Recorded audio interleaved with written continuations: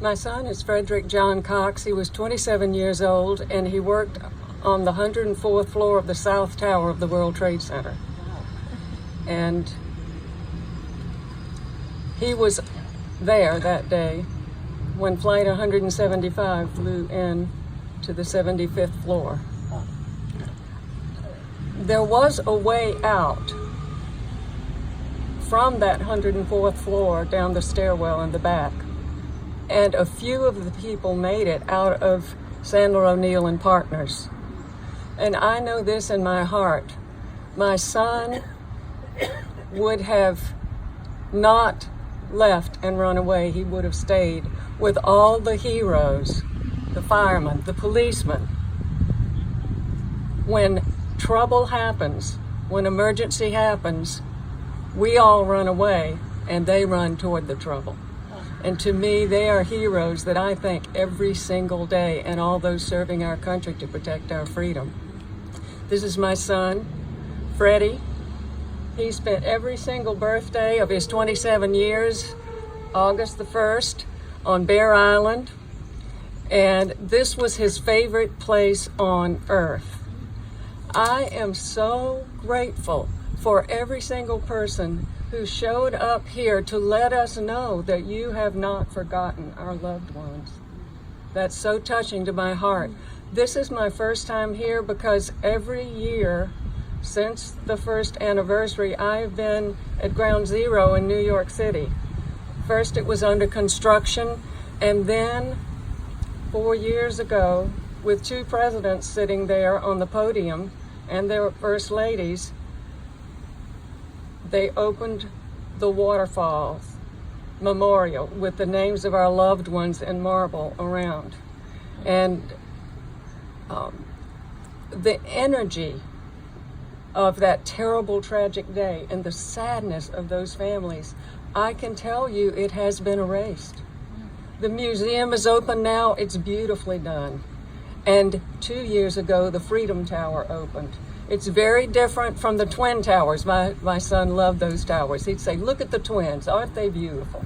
Mm-hmm. But this is a whole different story that has been written now. When my son was 22 years old, he went to prep school, and a dear friend of his, after a night that they were together, went home and committed suicide. And my son wrote an essay. And he said in that essay, all through history, mythology, religion, we've asked the question why, and no one has ever found that answer. Don't look at that day. Try to take the good, find your purpose, and go forward and hope that it makes a difference. And so today, I have taken what he would have done to heart. And he said, and he always said, what you're for empowers you and what you're against weakens you. And so that's what we've tried to do to honor him. And just exactly like Debbie, he lit a room up. He was the sunshine of everybody's heart. In my opinion, he graduated with honors, and we're in boot camp. So I do want to thank each and every one of you for honoring my son. This is a transitional year for me because at my age, I'm 76 now, and I said, you know what? Fred's favorite place on this earth was Meredith. I'm going to stay in Meredith, and I'm bringing him home. In 2003, we got a call, and they had 6.5 inches of Fred's right arm. And of course, I flew straight to New York, and I had it cremated, and it'll be mixed with my ashes so that I can feel he has a place to rest in peace.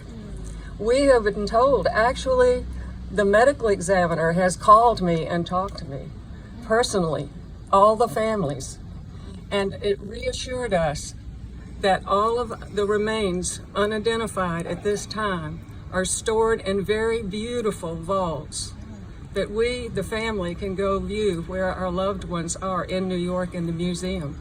And they reassured me, as we advance in technology, we will be able to identify the remains of your loved ones, and we will continue until the end.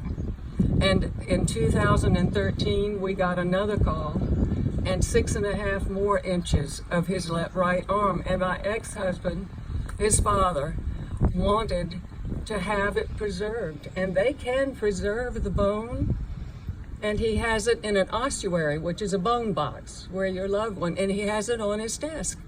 That's where his son is. That's for him, his grieving process.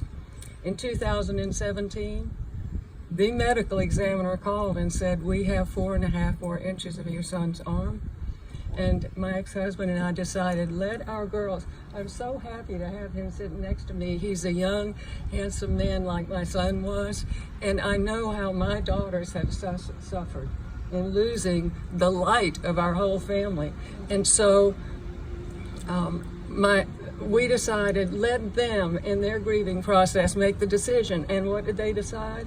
We want to preserve it in an ossuary, and we want to bring it home to Bear Island, to his room. We have his room and all of his things there. The birch bed that he slept, we have Freddie's room there. And so, because it's a transitional year, and this won't ever happen again, but I brought Freddie with me, I brought him home. And this is the bone box. And the funeral service, this is the very beautiful gift that we're given to bring our loved ones home. And I can't thank you enough, each and every person that does not forget that we can and we must go forward and make our world a better place every single day. And we can do anything a day at a time. So I thank you so much.